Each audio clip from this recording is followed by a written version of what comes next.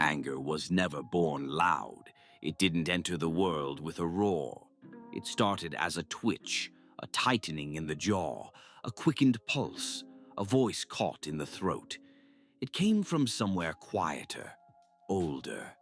Anger began as a protector.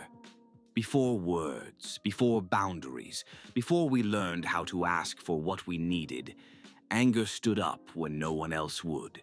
It lit a foul when we were cold, shoved back when the world came too close, and screamed only after we had been silent too long. But over time, anger was misunderstood. It got blamed for the damage that came after, not the neglect that came before. People called anger dangerous, aggressive, unruly, but they forgot to ask why it showed up in the first place. Sometimes anger was grief in armor. Sometimes it was fear in a louder costume. Often it was the child version of ourselves, throwing a fit because something precious had been ignored. Anger isn't always rage. Sometimes it's clarity. Sometimes it's refusal. Sometimes it's the final warning after politeness failed. In its healthiest form, anger draws a boundary and dares the world to respect it. It says, "I matter too." It says, "That was not okay." It says, "Never again." Anger gets a bad reputation, but it's one of the most honest emotions we have.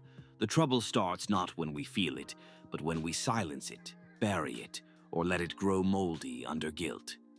Unexpressed anger turns inward and becomes bitterness, leaks out sideways as sarcasm, pretends to be cool detachment when really it just never got a fair chance to speak.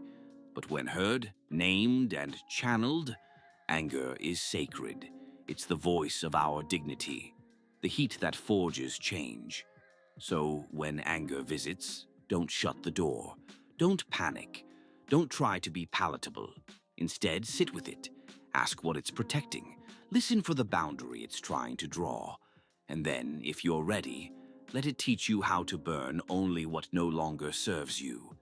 Because anger doesn't want destruction. It wants respect and a little room to breathe.